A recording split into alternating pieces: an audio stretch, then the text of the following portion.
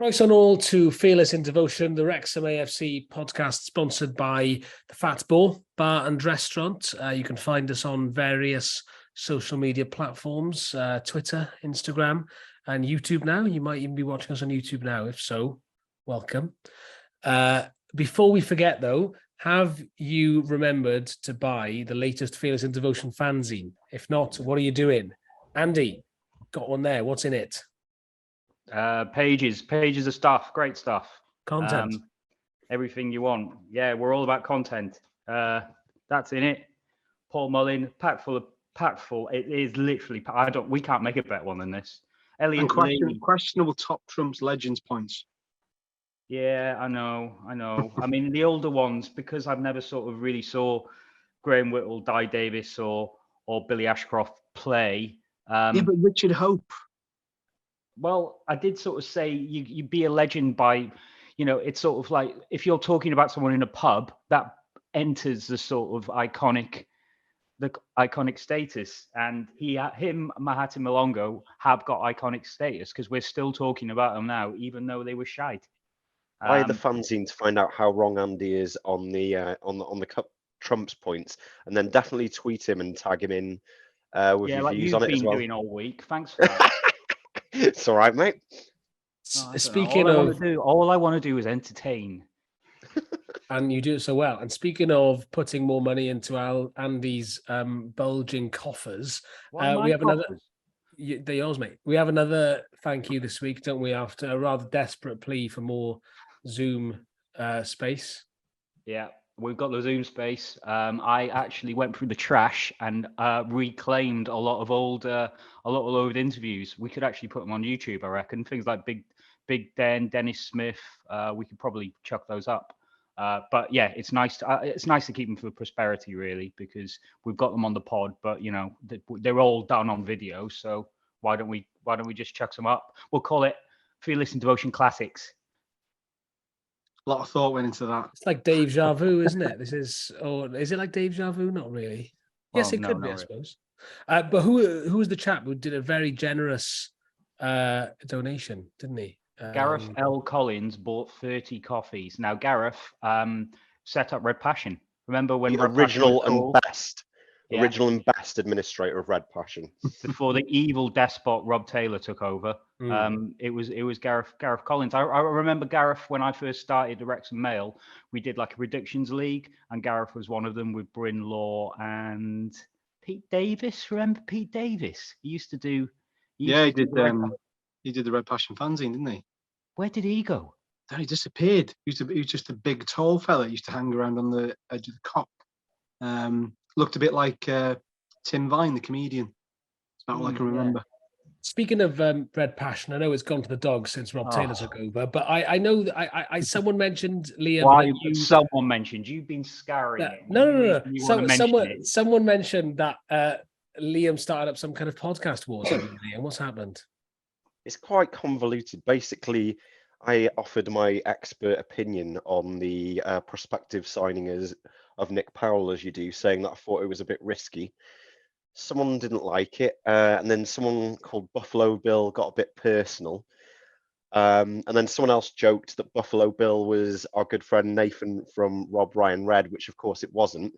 That's somehow become fact, and there's now a podcast rivalry thread on Red Passion. So yeah, my sarcasm and dreadful wit has sparked all sorts of chaos. Okay, give us the deets. So who is Buffalo Bill, and how did he make it personal? All right, hang on a sec. There's no need to go over personal instances. What I will do is I'm going to open up this page just at random here. Let's have a look. Oh, there's a comment here that says Reece is the GOAT. That means the greatest of all time, according to the youngsters. From both podcasts, Fearless in Devotion and Rob Roy Red, it has to be said, Swansea boy done well. Always interesting when we get comments like that. Thank you very much. Your burner account there, isn't it? I can't remember Reece before the takeover. I don't think he really was a fan. So I didn't even exist. Who do we have to fight then? I'll take on Salty. Oh. I don't know what it is 4-on-2, so it would be. There's four of us. Although I want to know why I'm fighting it. If somebody's just called Liam a bit of a sarky dick, then that's not the be all and end all. But if he's No. made it super personal, then it's a different story. Oh, Isn't it? hang What on, was hang said. on a minute. Let me dig it out. When you're Apparently being they that said that he personal, I hates, can't remember what it was. he hates on. that sounds absolutely. Oh, here we can't go. stand them. Here we go. Yeah. So I am a minor partner in the podcast. Hey, he knows. He knows. He's right. And I'm not very good at it. It, I assume, being podcast. And my questions to Ryan and Rob were banal at times. I'd say facile as well as banal, but there we go.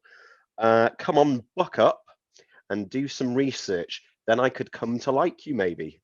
I mean, that is definitely what I'll be doing, because that's how I spend a lot of my time, is worrying about what people on the internet think of me. So That being Don't said, worry about what we think of you. that said, please do write us in and give us your feedback. We promise not to disparage it as much as we just have some honest feedback of Liam. Always appreciate your emails, which is fidzine@gmail.com. So please, yes. Before we've had it. Well, it's not an email; it's a text to me from friend of the show, Henry Jones, who says, "Is this the best looking Wrexham squad ever?" I mean, I don't think there's an ugly one amongst them, is there?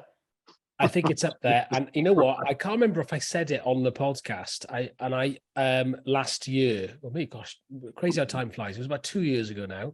I remember before the takeover happened and Rob and Ryan lent the club money to buy Tyler French and Dio Angus in that January transfer window.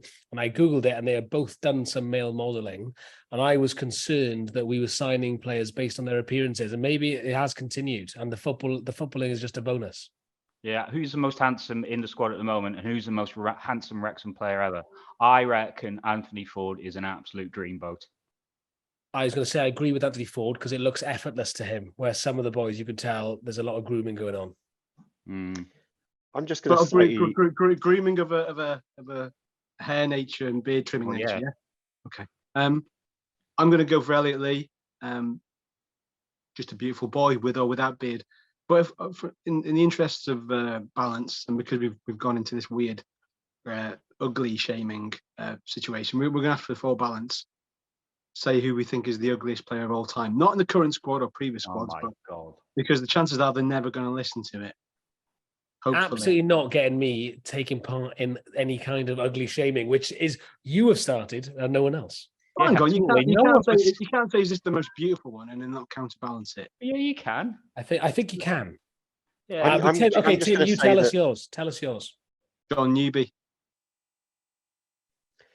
Yeah. I'm just going to say that I would take Andy Cannon on a date to Knowsley Safari Park. That would be my dream Wrexham player date, because it would be like having David Attenborough there in the car with you. He could just give you all the details of all the animals. To anyone who doesn't know the backstory of that, Andy Cannon likes lions. He loves lions, apparently. Anyway, before we get down too much of a rabbit hole with that, what can we talk about? Fixtures. Tim and Andy did a bonus podcast in the week where they discussed it mainly and in detail. But Liam, anything stand out for you? I just think it really hit home when I saw the fixtures. I hadn't really thought about the date coming up too much. When I saw them, I was just excited by the sort of the names that were on there. The first few fixtures looked really good just to get back into life in league football. Got MK Dons, Panto villains of the league, or is that us? I don't know. Yeah, followed by Wigan, who I think one of my first Wrexham games was against Wigan.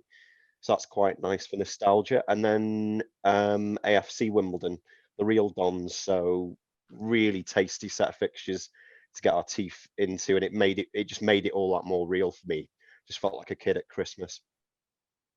Mixed feelings for me, because you can't make I can't make AFC Wimbledon because I am in Mallorca, and which is a wonderful problem to have. But I would probably rather be at Plough Lane. And then I didn't realize this initially, because the date didn't ring a bell in my mind, but I've got a flipping wedding because at the same time as the Forest Green away game, and I was very much excited for that for logistical reasons. However, Newport is free, Newport away, which is the key one for me. as well as Swindon that's a good one. And Walsall, that's a good Christmas doubleheader away, which I'm looking forward to making both. Why don't you break up the happy couple? It is an option. It's something that's been considered. Yeah. Right. Are we going to do Liam's transfer rumours? I just think yes. we just need to pick up on something there. If you're not watching this on YouTube, I really recommend that you should, because when Liam just said then, I was like a kid at Christmas, I was expecting like a happy smiley face to pay off, and it looked like somebody had just shot his dog. I don't know what happened then. He just went kid at Christmas, and then something happened to you at Christmas, Liam. I'm just still thinking about that red passion, Fred. It's really made me sad. That was the reaction of a minor partner. I'm just trying to think of how to buck up my ideas and do some research. Yeah. Difficult times. You got the cap, so that's all the research you need. My thinking hat. Right, come on. It's time Liam, for everyone's time to shine, right. Liam. Andy, come on. Stop. Okay, it's time for your favourite feature, Liam's transfer rumours. Move it. I like to move it. I like to move it. You like to move it. I like to move it. Oh, didn't turn off then. It's so village, but this is the part of the week when Liam gives us the latest on the transfer rumours. Liam, what have you got?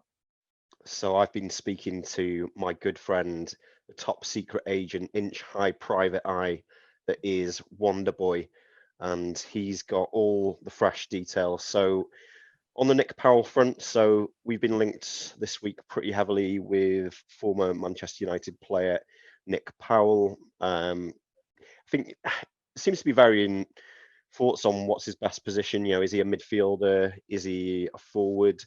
Quite decent pedigree by all standards, albeit he's had a few issues with injuries. So the boy Wonder that is Wonderboy says there is legitimate interest in Powell. So what are people's thoughts on that as a potential signing? Because I'll give you mine, which is that I think it's he's a decent player, but for me, I think we're probably looking at higher wages than perhaps we've seen in the past. And I just think the injury record's a bit of a concern, but interested to hear what others think. Wow, silence. Look, you're right on the injuries. He's quality. He'll be absolutely quality in League Two, but can you guarantee 25, 30 games from him? I'm not sure. As I said to Tim in the mini pod, I think it's a dangerous precedent when you break the wage structure, because the likes of Mullin will quite rightly want parity. I know we're going to do that at some point, but do we need to do it at the moment with such a well-balanced squad?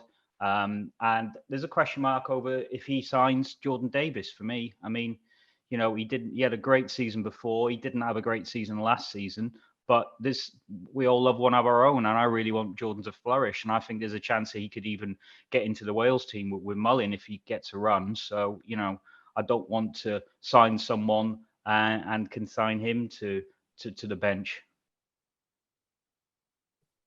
Yeah, sounds fair. I don't know. It's a weird one, isn't it, Powell? It's a weird one. He's got a lot of games under his belt. Was he 29? I think.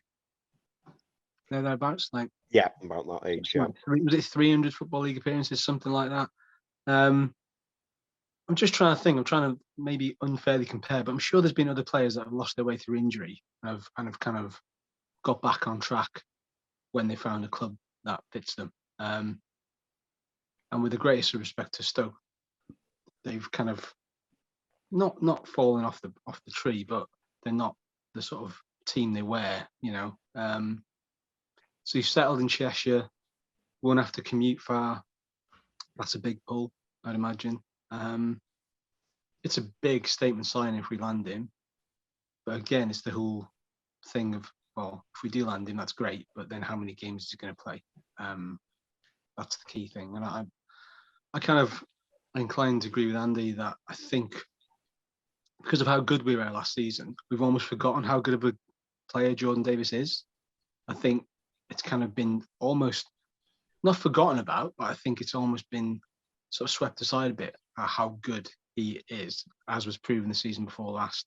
when we had a weaker squad, and he stood up to be counted. So, be very interesting to see him have a get all his injury things out of the way, get a decent full pre-season under him, see where he goes. But we can afford to have the competition, can't we? So if it's a win-win. If he doesn't sign, it's not the worst case scenario, because we've got plenty there anyway. And if he does sign, happy days. It'll boil loads more piss up and down the country. Reece, what do you think? Yeah, I kind of agree with Andy. Yes. So well done. No, it looks great. I just wonder, is he a priority? Are they when we're considering it's really minor surgery, 2 or 3 players tops? Is it a kind of luxury that we don't really need right now? Attacking midfield is somewhere where we're really strong. Might mean a change of formation, which would be great. So, but as I say, I'm sure that people who know an awful lot more about football than me in the club will know exactly what they want, and if they're signing him, then they're signing him for a reason. But Liam, any other rumours? Yeah, just the one more bit, relatively brief this week, but so people might recall earlier this week there was a bit of furore, is that the word? About Tom O'Connor potentially leaving. Some seem to think it was happening imminently, but ultimately nothing happened. And Phil Parkinson was quoted in a press release as saying there'd been no contact, but I'm led to believe there has been a bid of just under $1 million made for his services.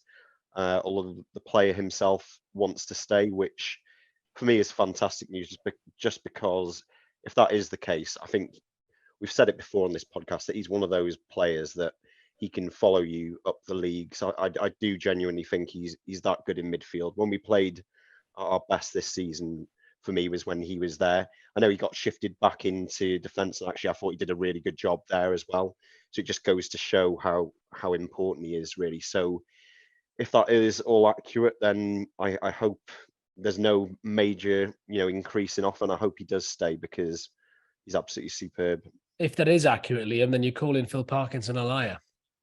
I wouldn't play poker with the guy. I think he is good at keeping things under wraps, and with good reason as well. You don't, decent managers are like that. There might be some sort of technicality in it that means what he's saying is is true.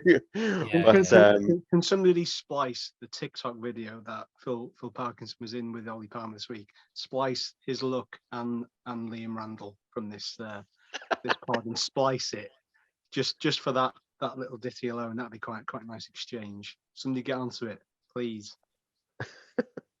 So we're hoping that. So it looks like Tom O'Connor's staying. As you say, I see that sounds great news. Any more to add to the table, Liam? That is pretty much it for this week. But I'm sure more to follow from the boy wonder. Right. Well, no, we're not going to play the jingle again. One other thing, the COP all seems quiet. No movement. Liam, you're generally our COP correspondent. Yeah, it's all a bit. There's been no official line. People have tried to do they've done a couple of drone videos, but there hasn't really been any movement as such. We've still got that fourth floodlight in place, which hasn't been replaced with a new one yet. Again, varying reasons. People are quoting something to do with a water tank near it. Wouldn't have a clue. I think it would just be good just for the club, just to give, even if it's just one line to say, things are still on course, but just a couple of issues dying out, something like that. Because I think it's getting to the stage where you do wonder. I think their aim was to have it open for season after the one coming up. So I just wonder, it was scheduled to start at the beginning of June. Does it put it in doubt? I don't know. That's why it'd be helpful to have just a line from the club just to say what the latest is. I went there the other day to show a friend, bizarrely, who's a Leicester fan, who's been taken by the whole Wrexham story. And you can walk up to the original access gate, the back of the COP. It's battered, it's red. There's barbed wire at the top. That still exists. When you walk up to it and you have a look, you don't realise the amount of space there is there. I mean, it's massive. It is massive. And I think it's obviously giant cop, mega store, potential parking space. Definitely going to be some sort of memorial to the Gresford disaster. But it's just huge, and you realise how big it is. And when you think that Crispin Lane's probably going to be pedestrianised as well for the purposes of that, yeah, it's going to be pretty big. But I think they've done the hard work by getting all of that levelled off. So I imagine it's like anything in it. It's got to go up. It'll go up quite swiftly. So I agree. Yeah. So it all seems to be well. Don't listen to Liam scaremongering, basically. Right. Are we going to do a very big news of the week? What's the big news? I've just booked my flight to Philadelphia. Yay! Good for you. I'm really pleased for you. Let's move on. We got a new feature of the podcast now. As it's just over a month until the season begins, we thought we would have a weekly debate about who we would like to see start in each position. Considering that goalkeeper is pretty much a given, Tim, would you agree? And we were all going Ben Foster, right? Should we move straight on to defence? Yeah. So defence. Who wants to go first? Well, no, I'm still wounded by that. Okay, I'll go first. So presumably we're sticking with a 3-5-2. I'm gonna not include the wing backs for now. I'm just gonna go with centre backs. Well, let's do wing backs next week. Let's just do centre backs then this week. My back three, I think, for day one would be Ben Tozer in the middle, Owen O'Connell on the left hand side of defence, and Hayden on the right. And those would be my three. I'd have Jordan Tunnicliffe on the bench. Wow. I would probably have O'Connell on the bench and start Tunnicliffe. I just think he's makes us so solid, heads everything away. You don't know what you're up against in League Two for a bit, so go with the dependable Tunnicliffe. And O'Connell's good to, O'Connell can come in off the bench and he can play any of the positions at the back line, so he's a good one to bring on. Yeah, probably the same, to be honest. But Hayden's got to go straight back in because we kind of, I think it took us a while to get that long ball working again, Tozer's throw, for somebody to connect with it. And it was always Hayden, wasn't it, for the most part. So to get that clicking again will be a massive, massive advantage. Another weapon in our armoury. And yeah, I think I like O'Connor, I really do. I just feel like Tunnicliffe's a bit more mobile. I think we're going to need that because there'll be a lot more pace in this division. So I think we need that kind of advantage in the back line as well, which is a bit ridiculous because Tozer is probably the slowest. However, he's probably the most consistent as well. So there we are. If anyone ordered a controversial take from Mr. Sarcasm, so I would start O'Connell over Hayden at right centre back just because I was really impressed with the way he came in when Hayden got injured. That was part of the difference for me between this year and last year. When Hayden got injured, we replaced him with a really decent quality defender. And I just think overall he offers slightly more in defence. And I'd like to see Hayden perhaps phased in a bit more, depending on, how he's getting on with his injury. That's just my take. And I'm sure it might prove controversial, but yeah. Sounds like a desperate attempt to be controversial to stop being described as a minor partner to me. But an interesting call nonetheless. So I think we've been, my reasoning for O'Connell over Tunnicliffe, I was a big fan of Tunnicliffe. I think he turned our season around when he came in last year. I just think that O'Connell is a really good footballer, really good with the ball at his feet, and, might be able to shine a bit more in League Two, but I think we've been outvoted. So 2-1, back three, we're going with Tozer, centre back, and then O'Connell and Hayden. So next week we'll discuss the wing backs. Anything else now before we go to part two of Dean Saunders? There's going to be there has been a player of the season vote. You can vote now on the club's website. There was a couple of people querying what happened to the player of the season awards, but it's all pretty much ironed out now. The votes up there, and I have made my vote, which is very uncontroversial, I think. Mullin player of the season, and then I think I went for Barnett as young player of the season, just because he was only with us for a short time, but again, another player who I just thought the impact was, again, a real difference maker for us towards the end of the season. Not sure. Are we doing the rest of the team? Sorry for this start. Yeah. For what, sorry? For the rest of the team to start the season. Yeah, every week, Tim. It's 5 weeks to go before the season. So next week we'll do wing backs. Okay. Right, okay. Pay attention. I explained this all. Got to get mileage out of these Can we do like a terrible Twitter take of the week as well? Because I've got one. Okay, what is it? Gillingham are a bigger football club than Wrexham, according to Gillingham's American owners this week. Thoughts? Immediate thoughts? I love Americans, and contrary to what I said last week, I think whatever they say is great. I love all of them, and being serious, I get where he's coming from. In that, since I've followed Wrexham, Gillingham have always been above us in the league structure, pretty much. So it depends what you define as big, doesn't it? You know, do you go on crowd? Do you go on league positions? Do you go on history, etc.?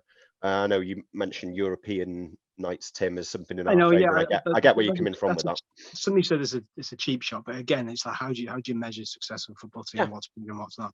I just thought the way he said it was like it was Man City versus Kings Lynn. It just came across a bit like that. So, but yeah, but we'll see. We'll see what happens when we play him, mate. All I think of when I think of Gillingham is Paul Scally and Andy Hessenhaler. That's about all I know about Gillingham. So there we are. Well, they're the biggest club in Kent, and we're the biggest club in North Wales, and that is for certain.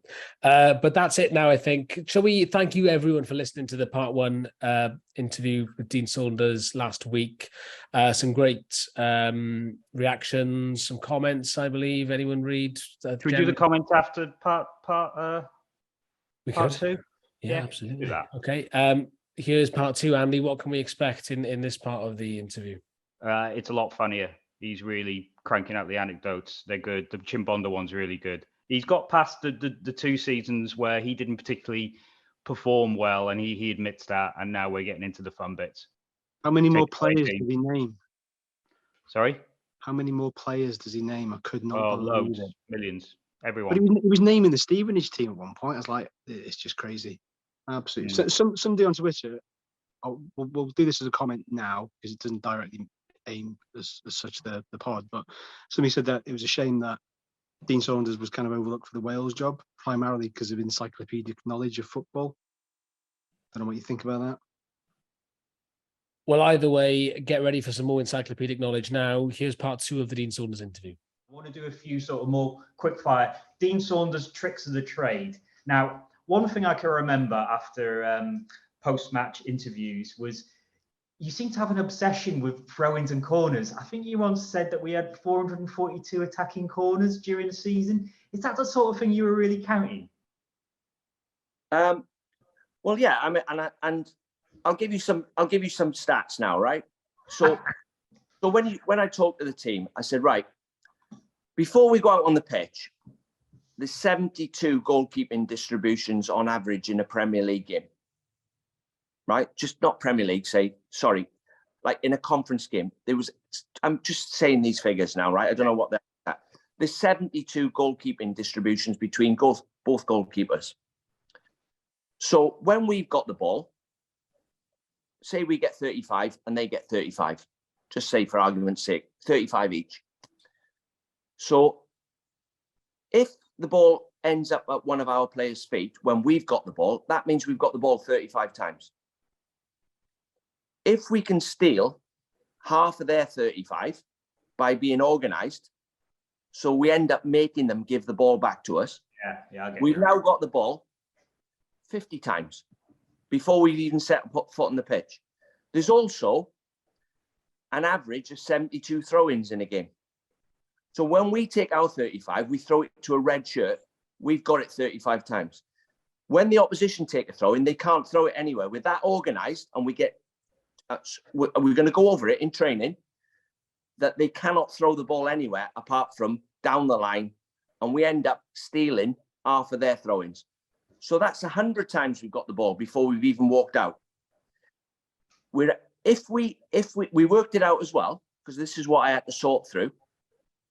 If you give more than 12 free kicks away in your own half, you normally concede a goal in the conference. Right. So stop fouling. Stop giving stupid fouls away when players are on the touchline, going nowhere. You shove them in the back. They put the land of the Giants, come up, Mark Roberts, John Ashton, and they get on the end of it, and you get beat from a set play. So I got it down from 16 we were averaging down to 8. Yeah. So all these little things, there's 12 corners averaging a game. Let's work on, let's make sure we got a plan, make sure we're organised, that we head them out. So you're going to get possession of the ball today just by being organised and knowing what you're doing. If we can play football and we add that to the basics, but whatever happens today, you make sure you do the basics, what I've just talked about. Yeah. And we're in the game. We are in the game without actually playing any football. We can get possession just by being organised. So I don't know the corners. I must have been counting them that season, because I'd always say them to the players. Do you know we've had 440 corners? How many have you got on the end of? How many of you? What are you going up for? If you don't want to edit, tell me. I'll put somebody else up there. I used to make a point, because some defenders go up there because they're big. They don't want to be up there. They've got no intentions of heading it. So I used to make a thing of like, if you go in the box, I want to see you getting your head on the ball. Actually, I give Mike Williams, I'm not supposed to do this. I give him, I think I said the centre-backs, if you go up and score, I used to give the defenders a goal bonus. All right. Not the strikers, the defenders. Because the strikers they're supposed to score.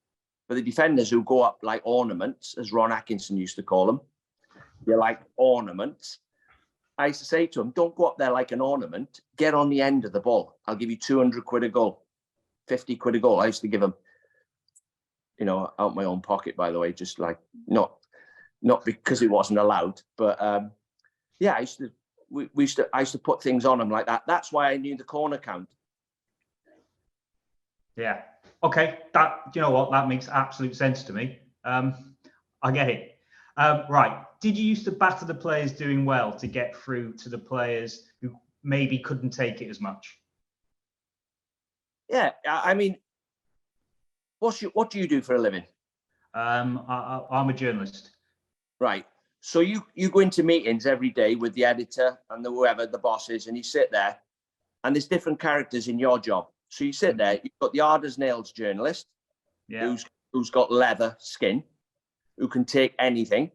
You've got the aggressive boss, you've got the nice boss, and you've got the weak characters, or not weak characters, but you've got sensitive people. So say I wanted to get the message over to the whole lot, to your journalist, our paper's got to improve. You're not churning enough stuff out. I'd aim it at the leather journalist. I wouldn't talk to the other characters. They'd get the message, but I'm saying it to you. And I'd say, and you are the biggest culprit.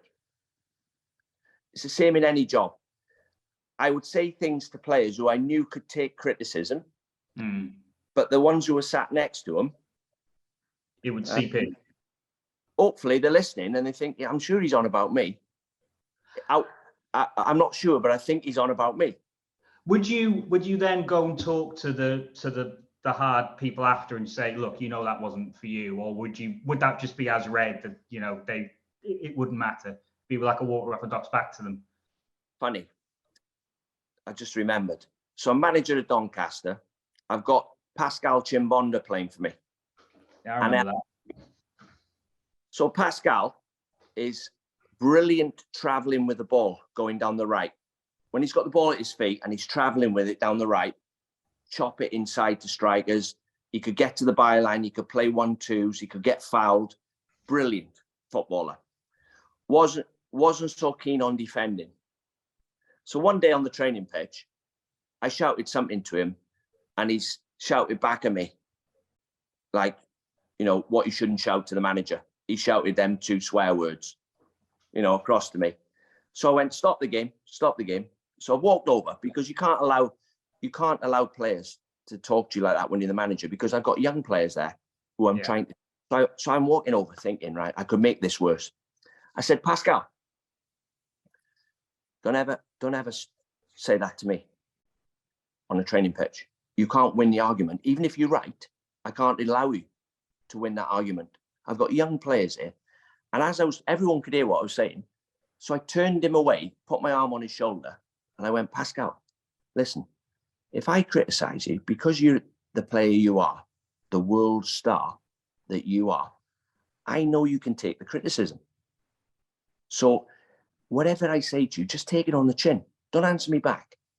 I said, because, and by the way, on Saturdays, I might not be talking to you. I might be talking to the lad who sat next to you, who can't take criticism. So he's gone, okay, Gaffer, sorry. So we played Ipswich on the Saturday. He gives both goals away, first half, 2-0 down. I come in at half time. I walked in, right, everyone in the room? Yeah. I said, Pascal, talk me through that 45 minutes you've just put in there. And he went like this to me.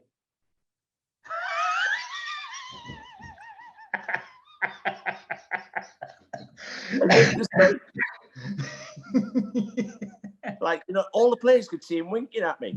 I didn't say, like, I know you're not talking about me. You're talking about him, Saturday. I was talking, and I couldn't say, I'm talking about you. Don't wink at me.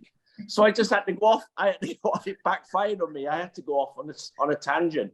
But yeah, anyway, in answer to your question, sometimes I would. So it's just managing a group, isn't it? They're all different. Yeah, no, I get it. Can we just briefly talk about Brian Carey, who seemed to be a rock for you? I mean, not just at Wrexham, was it? He came with you to Doncaster, Wolves as well, I think he did. Yeah. I mean, how important was he? He's a Wrexham legend, player, manager, assistant manager. He was around for years. A good guy, yeah. Oh, diamond. Yeah. I could trust Brian with my keys. And Mal Purchase. Mal's a great fella as well. But Brian, if I wasn't there, he'd act like me. He wouldn't let players get away with things. He's a good coach. I think, and if I went to another club, the first call I'd make is to Brian. That's the best compliment I can give him. No. If I went back into management, I'd ring Brian straight away. Right, before I hand you back to Liam, we'll just go through the last sort of season. How the hell did you change Nat Knight Percival from a left winger to a centre half? Well, he was averaging 11 goals a season for, what was that team? Histon, yeah. And John Beck was his coach. He was manager. So I'd watched him, brilliant in the air. Like a lot of his goals, headers. And I thought, if I could get him, play him on the left, he'd do a great job for us. And he'll get 10 goals a season. And we can kick goal kicks on him, if we long throws on him. Anyway, I got him in my office. I said, how do you score most of your goals, Nat? He said, regains. I went, regains? I said, I've scored goals in my career. I can't remember scoring a regain. What's a regain? Scored most types of goals. He went, and this opened my eyes, and he never stopped learning in football. He said, well, John Beck's our manager. And what we would do, we would get a throw in down the right wing. I would wait on the halfway line. We would throw a ball into the near post. We would make a ring of 5 players on the edge of the box around the near post. So going back out to the right. So wherever that ball got headed out, we had 5 players, including the thrower, that it was going to drop to. And we would allow the opposition to head it out. They thought we were trying to win the flick on, but we would let them head it out on purpose. and you've got one touch to hit the back post with the next ball. And I would creep from the halfway line up to the back post, and the ball would get stood up round the back after they had it out. I thought, that sounds like a good idea to me. And then, well, I said, what else? He said, well, and you're not going to believe this, and anybody listening is not going to believe it. He said, you know, when you see corners being taken and it drives the crowd mad when they hit the near post all the time, drives every supporter mad. It drives me mad, yeah. Yeah. Well, you're going to change your mind now. I'm about to change your mind. I don't know. He said, so what we do, we'd ring the side the corner taker was taking it. We'd put 3 players on this corner of the box in a half circle. And we'd hit the near post on purpose. We'd hit the man in the hole. We'd put it right on his head. So he headed it out to one of our players. You've got one touch between you to hit the back post again. I would creep from the halfway line and get on the end of a cross to the back post. It was all a plan. So I said to him, any chance of you doing it for us? So we started doing it. I thought, well, John Beck, clever man, you know, different style of football.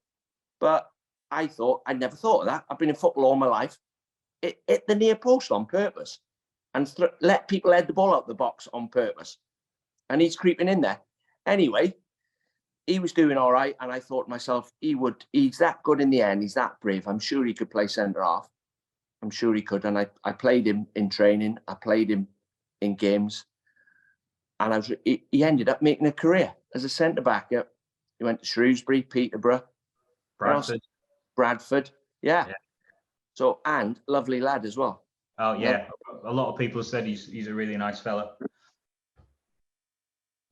Yeah, sort of coming up to that point, really, I think it was just towards the start of your final season. That close season period, and you brought in the likes of Jake Spate, Danny Wright, and I think everyone could see that, you know, this was a squad that could really take us places. But then at the same time, we had a situation where players weren't getting paid. I think, if my memory serves right, some of them sat out of one of the pre-season games. What was going through your head at that time? Well, all I was interested in is getting the team to win. Every decision I made, everything I said, or everything I'd done was all coming from the right place. I just wanted the team to win. I was just like driven to get the best team on the pitch. And when you run out of money, and it gets to the point where players aren't getting paid, then as a manager, you're in trouble, because it's hard to motivate players who aren't getting paid. You know, they're all worried about the mortgages. Actually, I got some money together and I said, right, lads, I want you to be honest. If 1 out of 10, if 10's you're in desperate trouble, right? 10, I'm in desperate trouble. Come up and tell me, and I'll give you some money to get you through, pay your bills. So I think Curtis Obain come up first. He said 10, Gaffer, 10. I'm a 10. So I had to give him his full wage. The next one come up, Mangy, I think, I'm a 10, Gaffer. So they're all coming up. Andy Morrell, Gareth Taylor, give it to someone else, Gaffer. Don't give it to me. I don't need it. But the ones who were struggling, I tried to give them as much to get them through.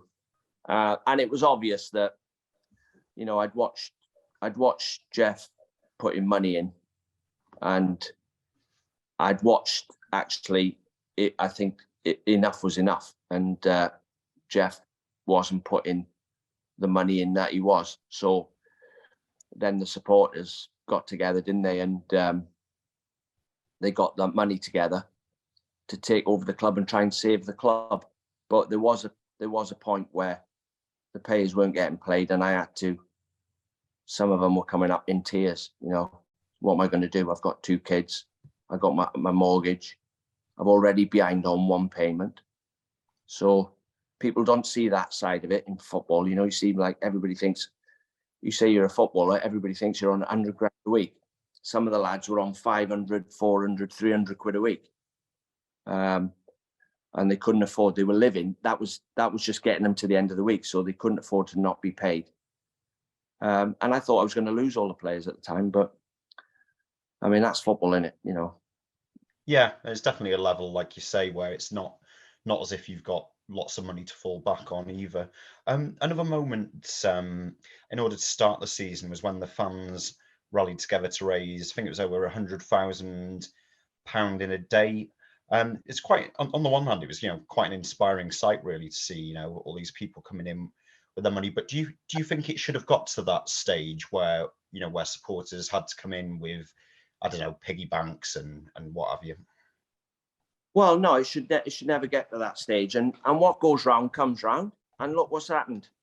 You know, like all them people who give that money, that 100 grand that was raised or more, and you know, there was walking around the streets with a bucket, chucking coins in the bucket, and like people, you know, like you said, going into the piggy banks and raising money.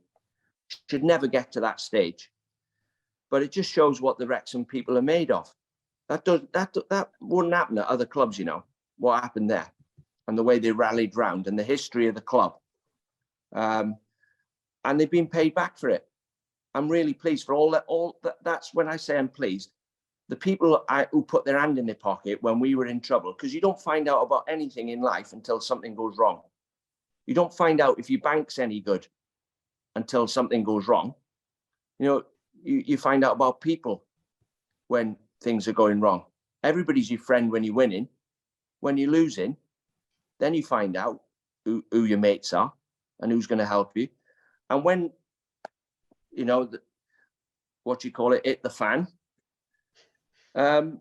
they stood up and kept the club going. What is it, 10, 12 years later? Yeah. Who would imagine you'd have said, by the way, just put this money in, and in about 12 years, 2 film stars are going to buy the club and take us right through the leagues. We're going to make 8 million quid from a documentary. We're going to have banners up in LA. You can't buy a shirt in America. Paul Mullen's a superstar in America. Who would have thought that? What a story! It's still hard to believe now. Still hard to get your head around, isn't it? Just coming back again. Going back to that, I'd like to say thank you now to all them fans for done that. Who put their hand in the pocket. It was brilliant. When the Supporters Trust took over, was that a relationship that you could see working for you or not? Because obviously your departure came a short period after. I know that was because you went to Doncaster, but do you think that's a relationship that could have worked? Well, yeah. I mean, as a manager, you've seen the way management is. My budget got cut from what it was down to 675. Things weren't going the other way. My budget was getting cut and cut and cut. And then what you do when your budget gets cut, it's not the players you bring in, it's keeping hold of the ones who are doing well for you. And I could see as well, we're going to struggle here to keep hold of some of these players unless you give them more money. You know, like the ones who are doing really well for the club, who everybody else wants them. You know, they're all the vultures are circling. So I think, yeah, I could have stayed on, but bearing in mind Doncaster were in the Championship and I was going to jump 3 leagues. 4 leagues, 3 leagues to get into the Championship, and these things only come your way now and again. I just took the chance that it come my way. I left Doncaster to go to Wolves as well. You know, these things come your way, and that's how managers move on, I suppose. And you know, you lose 6 or 7 games, you get sacked. So when the opportunity comes, you do think, is this ever going to come my way again? Maybe not. championship club wants to take me. I was obviously sad to leave, but I think the club got compensation for me, a transfer fee, and you move on, don't you? And Andy Morrell took over. Yeah, I was going to say about that actually. Did you think that was a good choice when you heard that Andy had been picked to replace you? Yeah, because a new manager wouldn't have had a clue what we were doing every day in training and what the formula was. The formula was we were winning and we were doing well. And it took me 2.5 years to get the formula in place. And another manager some managers who, if they were really clever, would just come in and just let it carry on. Or some managers have got their own ideas and think, well, I'm not going to do that. I want to do something else. So I thought Andy getting the job, he knows what we're doing. He's ready to go into management as well. He's coming to the end of his playing days, but he carried on playing for a bit. And I used to speak to him and try and help him. And, because I still felt, responsible for the team after I left even. I was hoping that I didn't actually get the team where I wanted to get them into League Two back in, because I want, Newport got back in the league, Swansea and Cardiff, and we needed Wrexham back in the league for Welsh football as well. So I thought it was good, and Keatsy done a decent job as well. Yeah. Yeah. Another leader there, definitely. So you're saying, so would you speak to Andy fairly regularly then, after you'd left? Did he seek your advice? Yeah, I said, ring me if you need to know anything, like you need anything, and like say, if they got beat, I'd watch the game, and I'd tell him my thoughts, just trying to help him. It's his first job in management, and he needed help, and he done brilliant for me. A lot of these lads took less wages to come and play for us. Pogba, Mateus, was playing for nothing.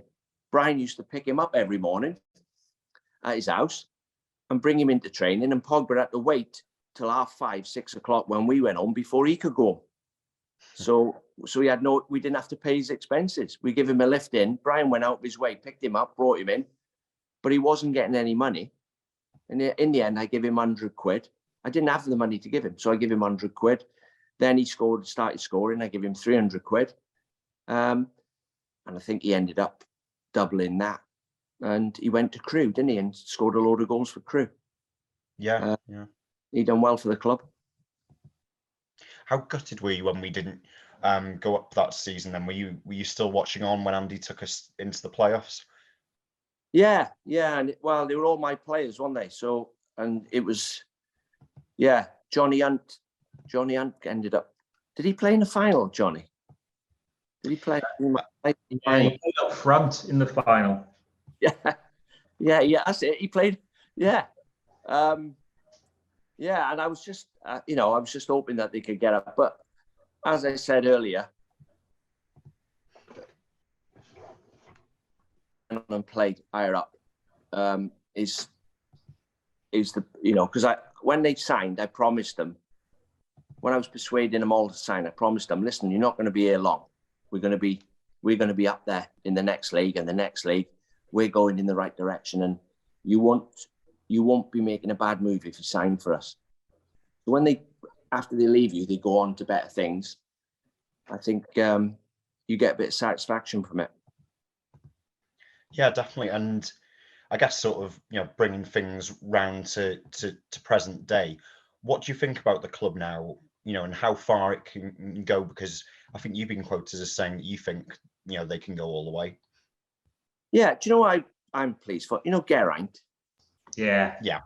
And Joan. The people who were there. I mean, like Charlie was there, the groundsman, like Kevin was there. There's the stewards. I remember going over to the stewards over the other side of the pitch one night and saying, thanks very much for what you're doing. We can't be successful without you. And they were part of the club. They were there. All the stewards who go around and get abuse thrown at them sometimes. And all the people working inside the club who watched us toiling for so long, to see what they're getting now. is, I mean, what Charlie must be thinking. He couldn't afford to get the lawnmower repaired at one point. I mean, I've said to him, how many mowers have you got now? Every time I see him, how many mowers have you got? He said, I got loads now, loads. He's a bit of a celebrity now. I was at the Kings of Leon gig at the racecourse on Saturday, and who pops up in the middle of the crowd with a big, VIP tag on? It was Charlie, and he had people On a around mower. him. Yeah, so he's a celebrity now. Yeah, well, do you know what? It's like, well done to Phil Parkinson, the manager, by the way, because, there's other teams having a go there as well. You got like Notts County having a go, Chesterfield are having a go. There's like big clubs throwing money at it as well. So it's not easy, like being as consistent as they've been. And obviously, basically, right, if you're in the conference, your budget goes on your strikers. You can get through defenders. You can, you've got good characters, but if you've got 5 strikers, so you're never going to Gateshead away having to play 2 kids who showing promise, but they get bullied away from home at Gateshead on a cold night. If you've got 5 strikers who've got a proven record at that level, but obviously it costs you a lot of money. You've got a lot of players sitting on the bench waiting for a game who aren't starting in your team. So I think Wrexham right now, they've got forwards who can score. I mean, James Jones, who I've followed since he was a kid, he played in the same team as my boy Callum. I know for a fact, James's little baby was born, I think, 20 weeks premature. Yeah. And he didn't tell anybody apart from the manager. And never let it affect his performance. And never like pulled out of a game or anything, I don't think. No, he didn't. And that's the type of attitude you need from players in that league. And I think Phil signed a lot of good characters there, not just Paul Mullen, who's getting all the headlines. He signed some good characters right through that team. Very quick question for me. When we do a quick fire round, which we'll end with, but a very quick question for me. Do you think Mullen's good enough to play for Wales? Do you think he could? Well, I'm looking around. We've got Kiefer Moore, Harris. Yeah. Brennan. Who else we got? Brennan's not a striker, really. He's a wide player, but he can play up front. Yeah. But I think Paul is he's a handful. I mean, if you played him in an international now next week, you won't get an easy game off him, because not only does he score, he runs you. He runs him behind, and he knocks defenders over, puts his foot in, jumps for headers, challenges. He's difficult to play against, as well as scoring goals. So I think if he gets goals next season in League Two, by the way, he is staying, isn't he? He's staying. I can't see him going now. No. So unless you've heard something we haven't. Well, no. I mean, if you score goals, don't worry. I've always said this to strikers. You don't have to ask anybody for any money. You don't have to ask for a new contract. People notice if you score goals higher up, and the vultures are circling for someone who can put the ball in the net. As a manager, I was always looking for a striker who runs in behind, who scores. All managers are looking for that player. You can't get them to run that way and score. They keep coming towards the ball. So you're playing football in your own half all the time. But players who run in behind and stretch the opposition and work their socks off and score, you can't find them. They cost millions. So in answer to your question, if I was manager of Wales, I'd give him a chance. I'm not. I would give him a chance, because if he gets a chance away from home in Turkey, he'd bury it. He's not going to suddenly become a bad finisher. And he would get chances at that level. No. Also, he's used to the pressure. I mean, he plays under so much pressure at Wrexham. I mean, it's unbelievable. It's not just the fans. It's, there's a global audience on him, but he shoulders that. And he's the sort of player that when the chips are down, you look to Paul Mullen, and Paul Mullen will get you out of the hole. Right, I want to do a quick fire round, 5 questions from your time at Wrexham. Who's the first person who pops into your mind when I say who is the most skillful? Lee Fowler. Yep, no problem. Who was the worst dressed? Chris Blackburn. Yeah, well, you've you know what? Absolutely answered that earlier on. You can't loincloths. You can't beat that, can you? The biggest moaner. Dean Keats. Oh right, beating Ashton. No, Keatsy was worse than Neil Ashton, another great lad. Yeah. Was Keatsy worse because he was your captain, so he was moaning more to you? No, Keatsy is like a pit bull terrier every day, raging, got the hump, always got the hump, walking around with the hump. In games as well, he was nasty. He's only small, but he was nasty. And he was always moaning. Yeah. Roy Keane moans. Yeah. No. You know, he's a winner. Who was the most underrated? Most underrated player, I would say.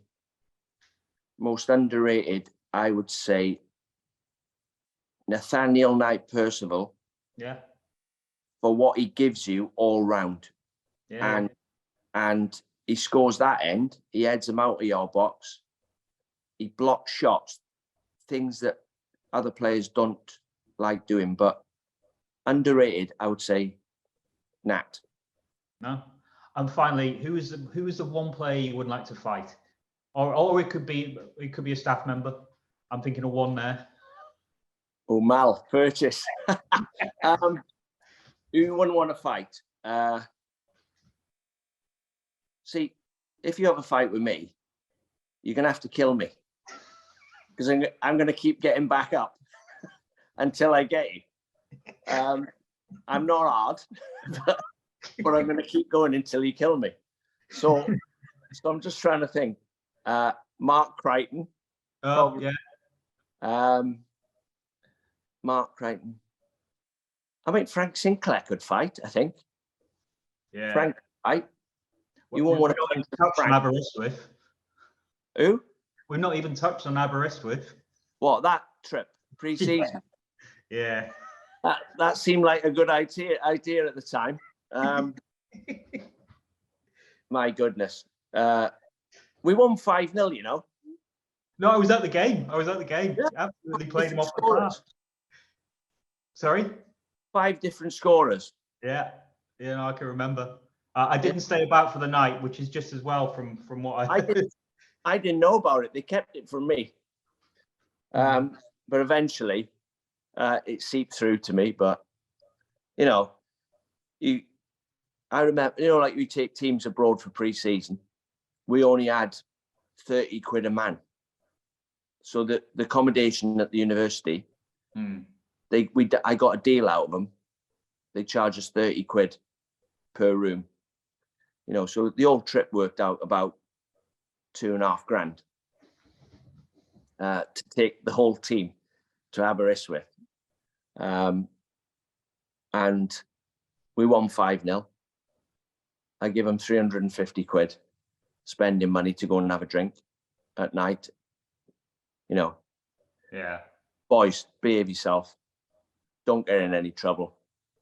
Don't let me have to come down to the police station and get you out. So behave yourself tonight. Yeah. But no, I'll turn the clock back a little bit, because Jay Harris went through, and I think he only had to slip Sis in, and he took another touch, and Brian shouted, "Jay, just put him in." And Jay, I think he turned around and said that swear word again. Yeah. Brian, I went, get him off. Get him off. So Johnny Hunt, on you go. Jay off. I said, John, after the game, we won 5-0. I said, Jay, don't ever shout at a member of staff. Don't ever swear like that in front of a crowd. All the directors, there's people sat in the crowd, and you shouting back at the dugout. Yeah. Yeah, he said, sorry about that, Gaffer. I went, right, good. Go and enjoy it. It's finished. That's over with. Yeah. Anyway, I don't know what happened. Well, I do know what happened, but I'll let them tell you. What happened. They probably told you, did they?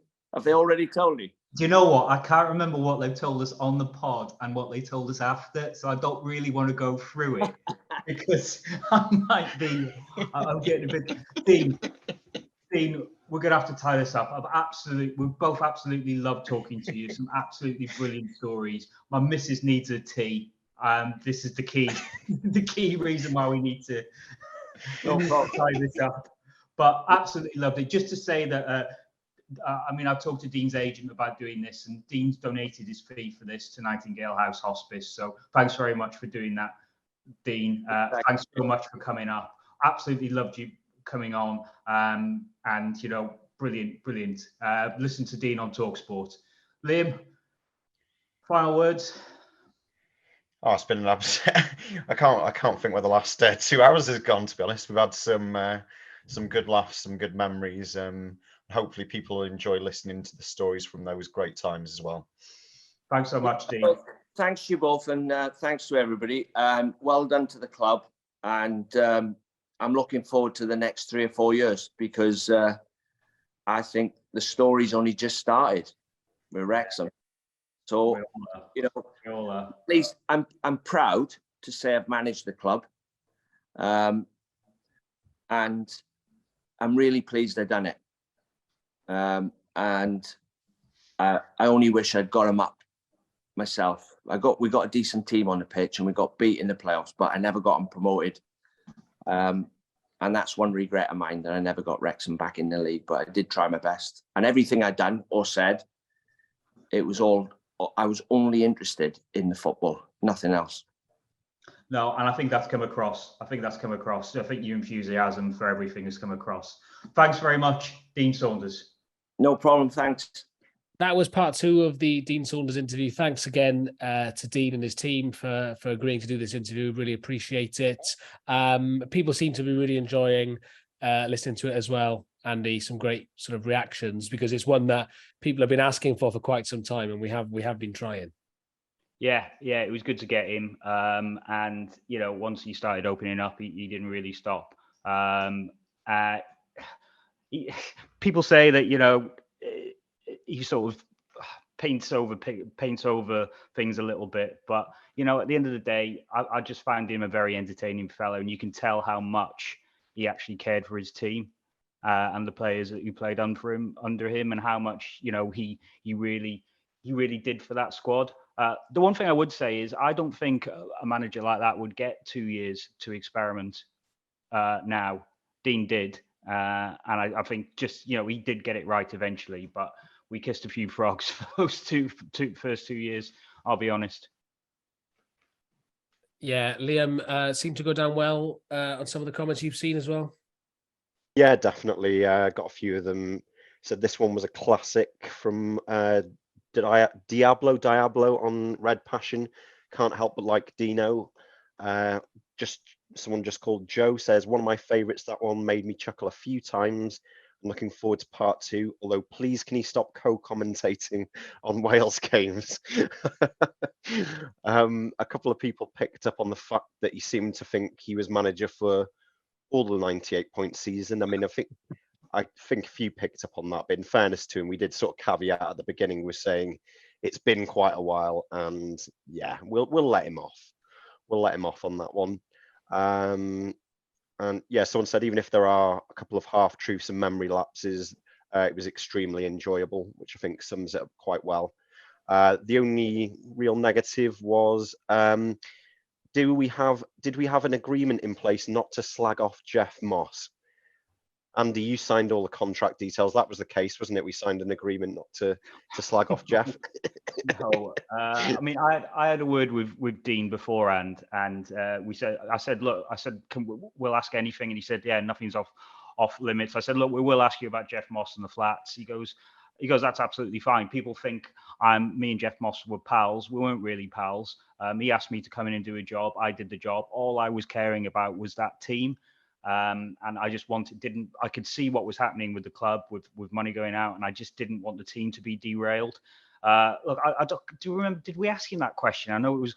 I don't think he did, but I do. But I think something that people can remember is that we get a certain amount of time with these guys, and you can't remember everything. Number one, when it's not news night, number 2, we will try and ask the most pertinent questions, but you know, we're here to reminisce and to ask questions about people's times here in an entertaining way. And we would never agree to explicit terms with anyone, and we wouldn't do that. So we can confirm that that's not true. Look, so that's at the end of the day, mate, at the end of the day, those flats are not there because of Dean Saunders. If anyone wants to take on Jeff Moss, I would say he was a worse owner than Hamilton, and that opinion is solely that of Liam Randall and not those of Fearless in Devotion. But I just think in many ways he succeeded where Hamilton failed, but I'll leave it at that. Mr. Controversial. This is the day that Liam became a major partner, not just a major partner, but a major Majority partner. I'm a major Turned something, into all Joe right. Rogan. Yeah, can we get £1 million an episode on Spotify if we?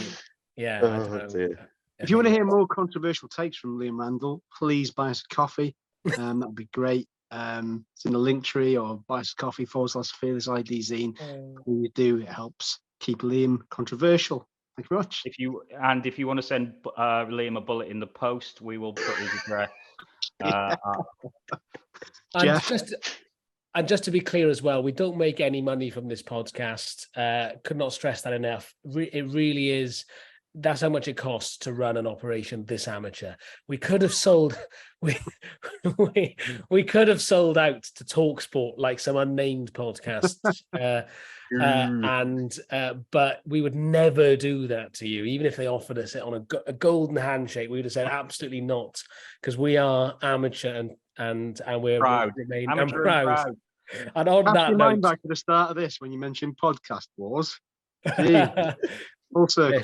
Just well, I'll leave you wondering whether I'm joking or not. But yeah, on that note, thank you very much for your support as ever, and look forward to next few weeks where we've actually got another really, really good guest lined up. It'll be another 2-parter. We're really excited to bring it to you. So stay tuned for that.